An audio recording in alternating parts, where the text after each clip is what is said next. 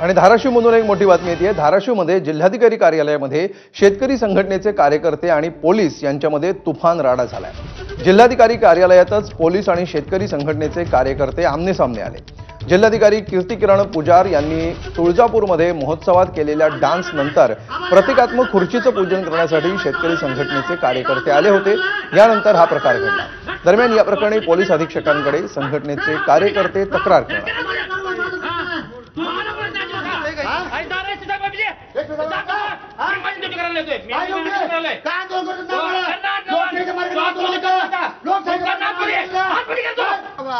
Collector साहेब, इथं माझा शेतकरी रात्रंदिवस डोळ्यात पाण्यानं कष्ट करतोय, त्याचं घर वाहून गेलं, त्याचे जनावर वाहून नाही, तुमची पात्रता नाही, तुम्ही बेजबाबदार जिल्हाधिकारी आहेत, तुम्हाला या शासनानं तुम्हाला निलंबित केलं पाहिजे।